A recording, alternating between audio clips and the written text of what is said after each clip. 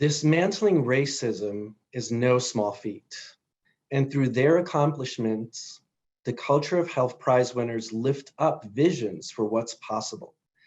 And this fireside chat will continue to help us all reflect on how we might collectively imagine a way forward to put health and opportunity within everyone's reach, including the balance of locally driven innovation with nationwide sustained progress toward health equity.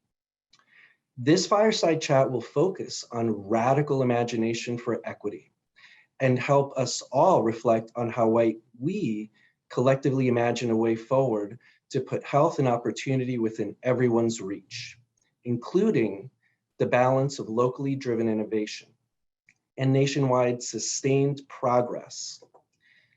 Angela Glover Blackwell is a founder in residence at Policy Link, an organization she started and grew to national prominence in using public policy to address opportunity for low-income communities and communities of color. Dr. Sheri Johnson is director of the University of Wisconsin Population Health Institute, co-director of the County Health Rankings and Roadmaps, and associate professor of population health sciences. She has dedicated her career to partnering with children, families, community organizations, and systems to advance health and well-being. Their complete bios are on the event website. Let's turn to Sheri to begin the fireside chat. Thank you, Francisco. It is a joy and a pleasure to be with the Prize family. I am also really grateful to be in this conversation this afternoon with Angela. And we want this time to also be interactive. So Angela and I are going to start off with some questions and conversations. And we're going to leave plenty of time to get your insights and wisdom and questions to push the conversation even farther. So I'm going to start by inviting Angela to introduce herself and to incorporate some of the accessibility tools that we're learning. Hi, Sheri. It's a pleasure to be in conversation with you.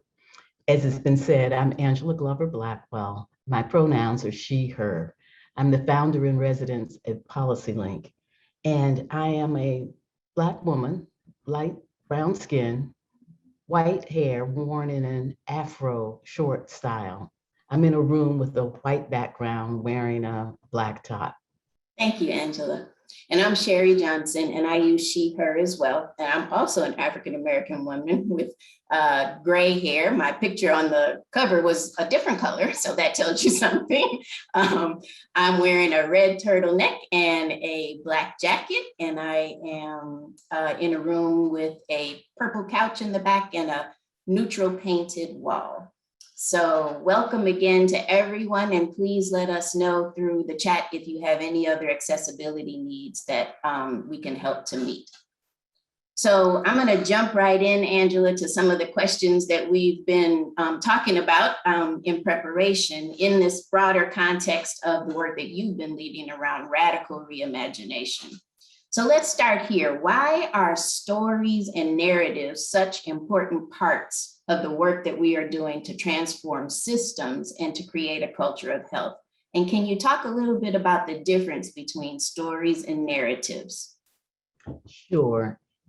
Narratives are essential for maintaining societies, and they actually help us to be able to think about the change we want when we recognize that the status quo really won't do any longer. If you think about it, we live in a nation in which the narrative about a hierarchy of human value has really been controlling since before the nation was formed. Everybody knows this, and I know the entire audience has heard it repeatedly in recent months. But this nation was founded on genocide for the purpose of stealing land and slavery for the purpose, human bondage for the purpose of slave labor. And the narrative that allowed people to be able to do that was one that said some human beings were worth more than others, putting white people at the top and people who were indigenous and Black at the bottom. Though that narrative did not go away when slavery ended. And it has continued taking different forms, but always there, running as the background of whatever was going on. Many stories reinforce that narrative. If people just go back and think about the stories that they watched as children on television, if they look at the stories that they took out of the history books that were there in school, stories that just kept reinforcing the narrative. And so that's the difference. The narrative really is the big idea, the controlling values. And then the stories just keep reinforcing it, just keep reinforcing it. So the notion of work hard and you will do well suggests that it's all on you.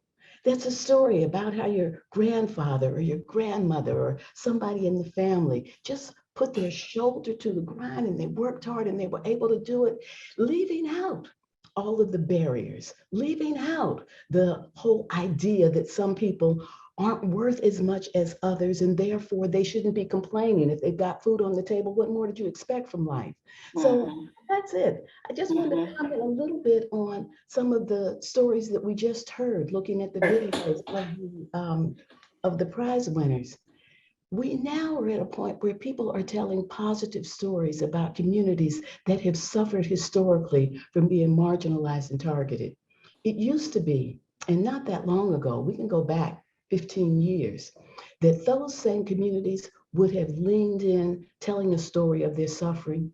They would show images of what was wrong. And while we still have to know those things, communities that are really seeing themselves as leaders for the future are leaning in and telling and really amplifying the assets and the aspirations. That's an example of stories beginning to be different. What we haven't yet done is create a national narrative that allows the aspirations of those stories to be realized. Thank you. Yeah. So can you say a little bit more about that balance between an asset focus with the understanding of the history that constructed marginalization or disenfranchisement in the first place? Like, should stories include both, or should they focus really on the asset and the future and the radical reimagining? We really do have to have a balance. I do not believe that we will be able to overcome the legacies that have been so negative in this country if we don't put them out for people to see and talk about, understand, and accept. It's interesting and disturbing, but I want to say interesting and disturbing to me to see the pushback that is coming from some quarters in the country as we're trying to tell the truth. And it's interesting to me that people think that if we don't talk about the negative, that somehow it goes away. It doesn't go away because we don't talk about it. We haven't talked about it for a long time. And the impact of the history has gotten more embedded, more destructive, worse by not talking about it. We have to overcome this reluctance that some people are feeling. It would be okay with me if they felt that way, if they weren't imposing through their power, their feelings and their will on people who have no say about what they're learning in school. Children go to school, they expect to learn everything there is to learn, and they are being blocked from that. That disturbs me, and it is interesting that we can't be in a national dialogue that can put that in a essential context. I don't know that it can be put in a completely positive context, but it is essential. It is essential that we understand the way systems of racism and exclusion have persisted over time and how they continue to persist. It is also important that we understand the magnitude of the challenge. We have to understand the magnitude of the challenge to be able to bring the magnitude that we need for a solution in terms of money, in terms of broad societal engagement. It has to be the business community, it has to be government, it has to be civil society, it has to be everybody, really. So we've got to talk about the magnitude of the problem. But we spent some time talking about the magnitude of the problem without having a clear vision for how we were going to fix it.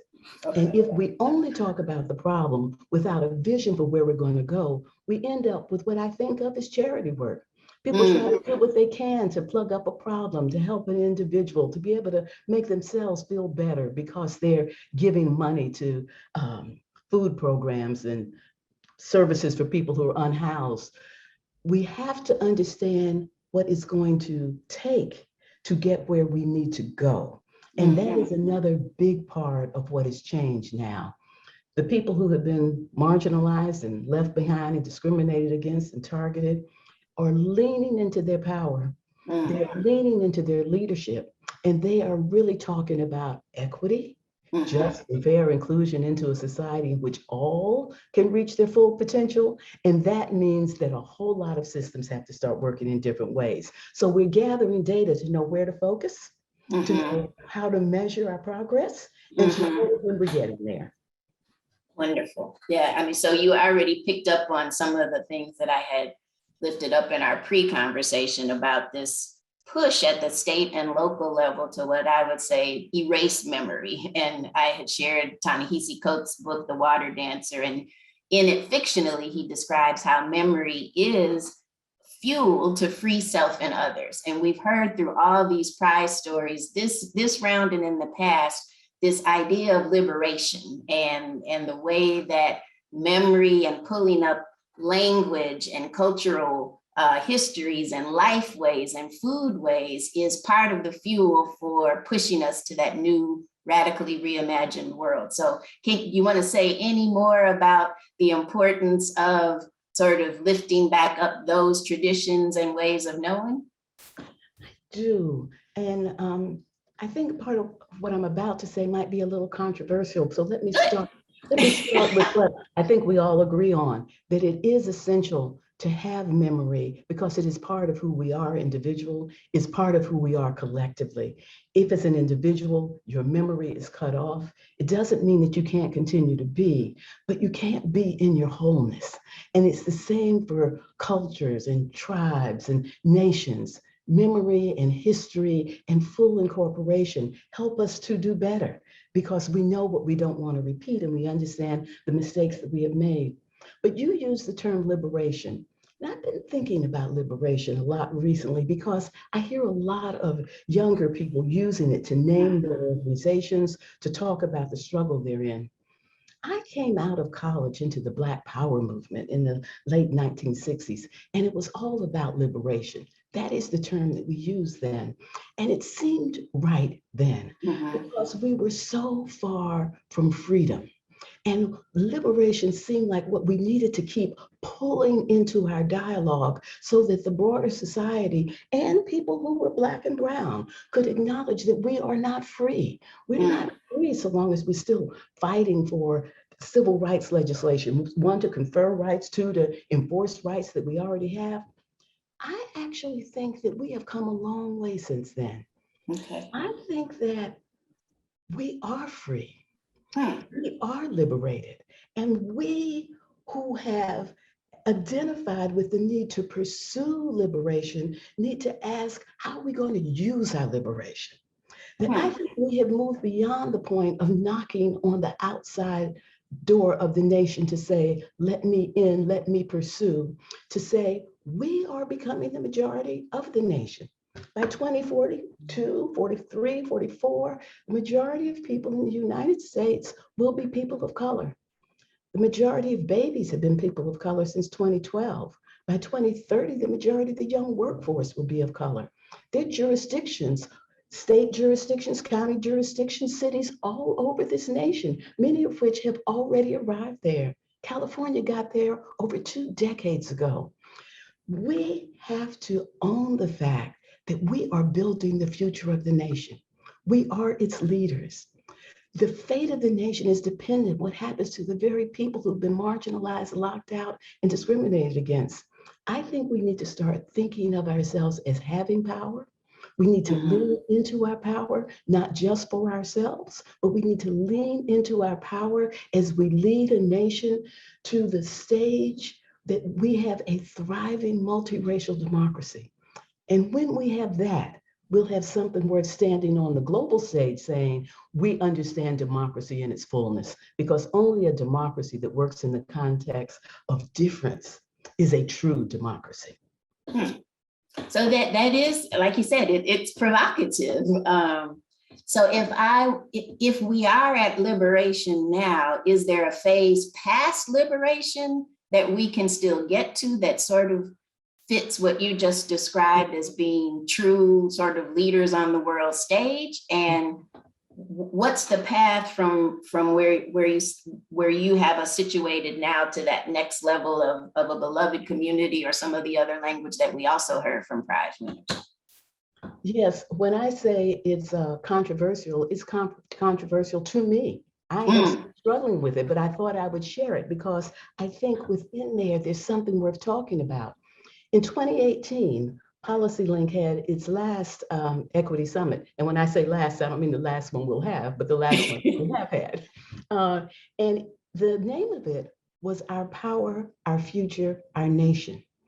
And we chose that name for it because we felt then, and that was 2018, it was not 2020. What I'm about to say that we thought in 2018 became more true in 2020. Okay.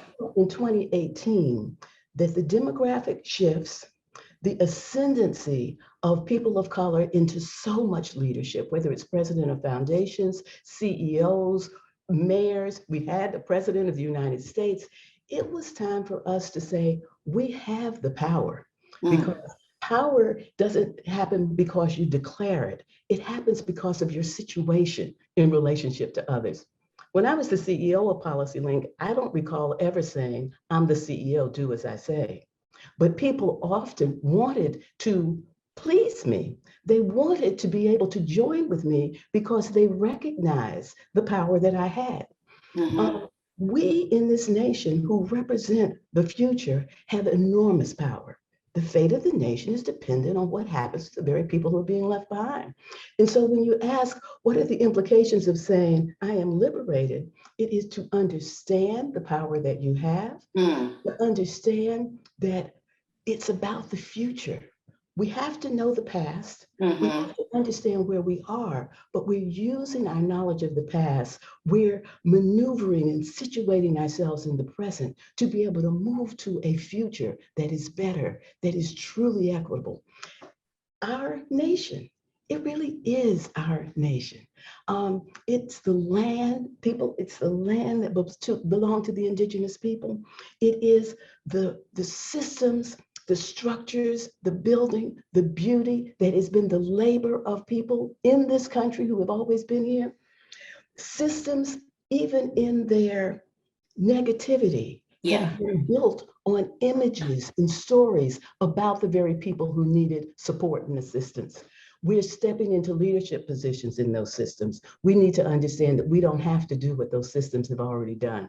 We need to bring our lived experience, our connection, our power to be able to redesign those systems to take us into a future that we really need. That, to me, is what happens after liberation. After liberation comes leadership and ownership. And we're there now. I think so. Thank you. Okay. So the next question is about backlash. And it's, I think, riffs off of where we are now, that all of the demographic shifts that you just described are facts and well-known, and yet may be contributing to a backlash from those that have traditionally been in the numeric majority, or who have had the balance of power since the founding of this country on Native land. So how have you dealt with backlash in your career? Can you share some examples of times in your career where you've had to deal with it? And can you share how you used story or narrative or efforts to change worldviews to sort of mitigate backlash? Well, there's a lot in that question. I've always dealt with backlash. I've been involved in the struggle for justice ever since I left college. As I said, I left college into the Black Power movement, started off as an organizer, became a public interest lawyer, community builder, foundation executive. Past 23 years, I've been at PolicyLink doing policy advocacy and always pushing for some form of racial justice. And there's never been a moment as ripe as this one to pursue racial equity and racial justice. And everybody needs to just know that. Because if you're not as old as I am, you might think, well, you know, we've been here before. No, we haven't. We haven't been here before. We've been in places that had promise that we failed to take full advantage of. But this is unprecedented. And we need to make sure that we do something with this moment. But there's always a pushback. So I want to talk about the pushback and the backlash right now. Okay. Because it is a mistake to think that all white people are pushing back.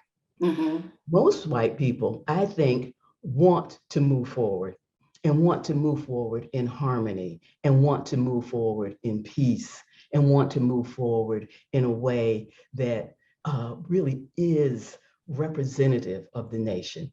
I mean, we are a world nation. We're one of the few nations that has the full array that we have in the United States. And that is a positive.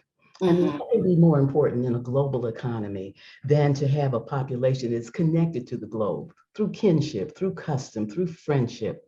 What could be more important to an economy than to have a young entrepreneurial population and people who are Asian and Latinx and African American are 3 times as likely to start a small business as people who are white. And because the of color population is younger than the white population, the median age for people who are Latinx is about 28, and the median age for people who are white is about 42. So we're still a young nation. Now, I think a lot of white people would like to lean into that asset and figure out how do we use it to be able to collectively build something great. Now, there are some white people who refuse to open their minds, let alone their hearts, to the possibility. So I just want to not ever make it sound as if I'm talking about all white people when I talk about backlash. I think it is a minority of white people. And I think that minority is being nostalgic for a time that never was. It has never been great in this nation. That when people talk about when it was great, it may have been great for them and their families, but it wasn't great for Black people who were having to use the colored lavatories. It wasn't great for people who were Latinx who were stuck picking crops. It wasn't great for a lot of women who couldn't really dream about pursuing their talents. So when they were nostalgic, they're being nostalgic for a time that never was. And they're also ignoring a future that is inevitable because we are becoming a nation that will be majority people of color. And it is not being fueled by immigration. It's being fueled by births. And so that horse is out of the barn. That is going to happen. And so I think that some people are refusing to open their minds and hearts and think about how they join in transformative solidarity, be able to build something truly great into the future. And they're afraid. They're afraid because they haven't told themselves a different story. They're afraid because they're caught in an old narrative. And what they need to understand is that old narrative is yesterday. It is gone or going. And what we see is a last gasp.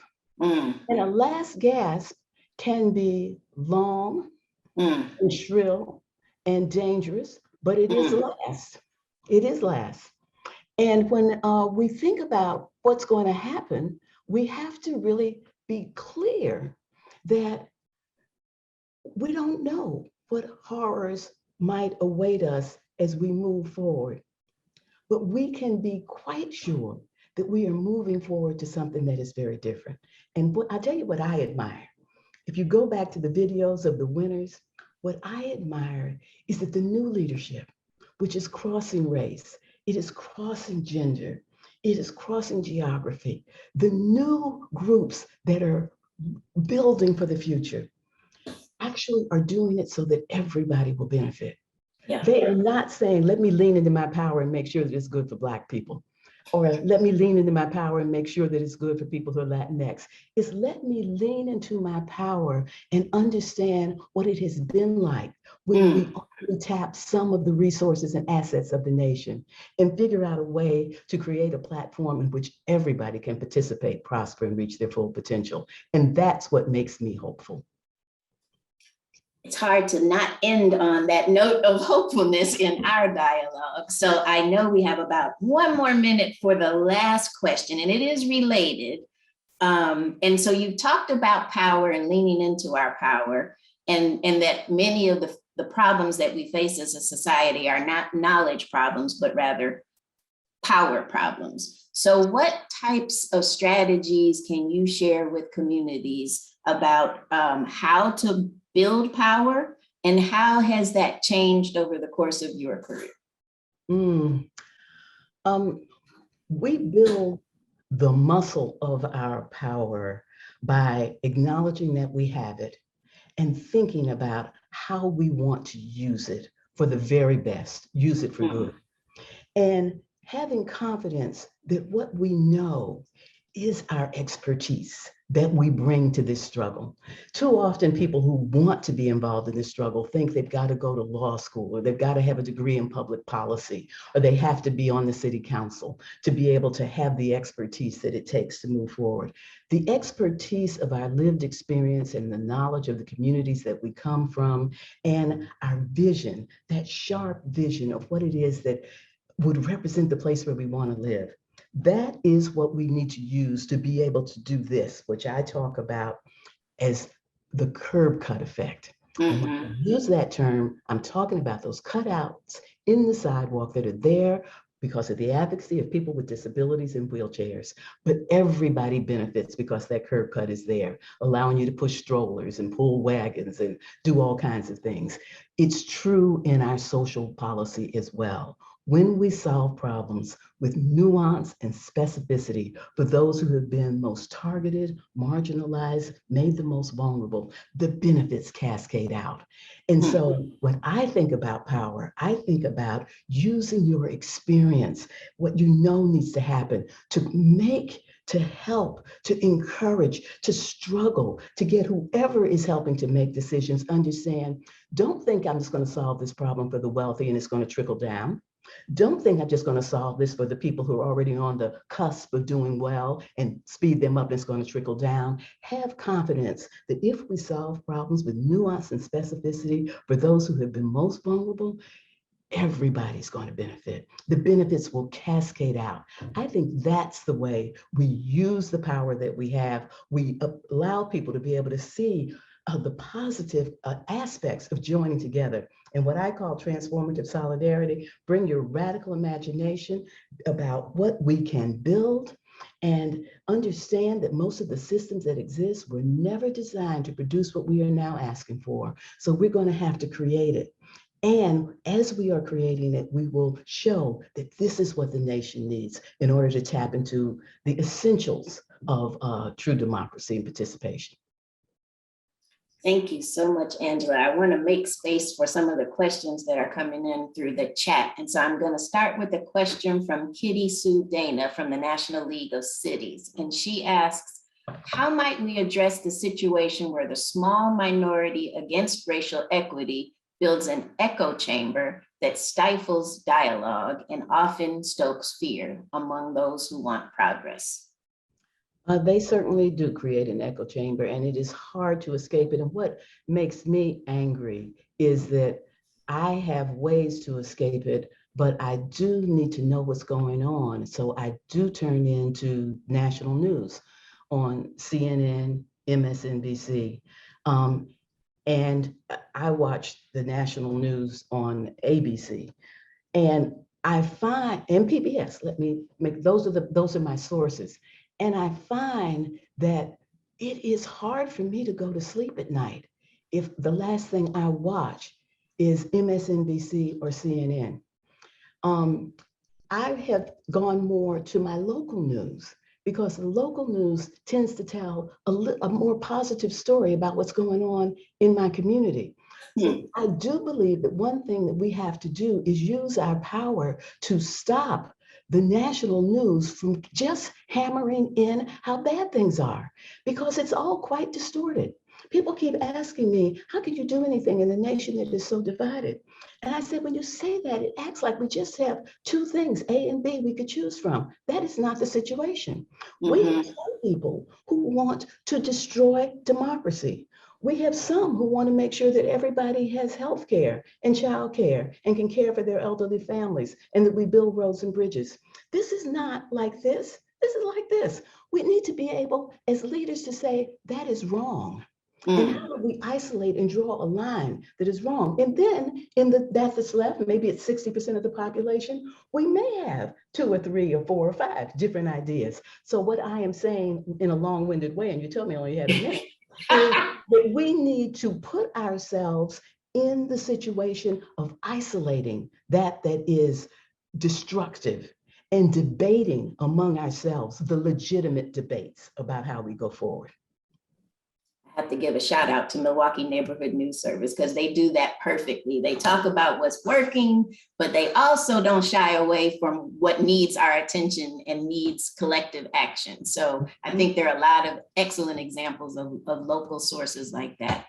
So there's another question about, the title of our time together was about taking equity wins to scale. And so I want to ask you to reflect a little bit about the balance between the local solutions that we're hearing from across the country and local innovation with this idea and pressure to take equity to scale, take it at the national level. And would love to hear you talk about what foundations and funders can do differently or can double down on that they're doing well to help both of those goals get met. People who are working in local communities should never feel that the work that they're doing to create effective strategies to advance equity are too small to be important. Working in local communities authentically, in complete partnership with people who understand what needs to happen because of their lived experience, that we develop the nuance and the specificity of how sustainable, deep change happens. You've got to get local to understand that. And we need to be working at the national level to deal with those things that we can only deal with nationally. We can't solve the problem of universal access to healthcare, local community by local community. We need national to do that. We need to take the steps that actually deal with poverty, the child tax credit, guaranteed income. These are things we need to do nationally, but we know we have some confidence in guaranteed income because of local experiments like in Stockton and other places. So we need to understand that. That's why PolicyLink started, actually. Our tagline was lifting up what worked, and our mantra was local leaders or national leaders, they're solving the nation's problems. And we used that to be able to learn what was happening in local communities, to be able to join with local communities across the country who were coming to the same thing, to actually demand that the federal government begin to apply those kinds of things. And we're seeing a lot of that right now. Foundations are so important, because part of what we need is for a whole new generation of leaders to quickly have access to the money, the expertise, the technology, the media savvy that they need to tell a different story and advance a new narrative.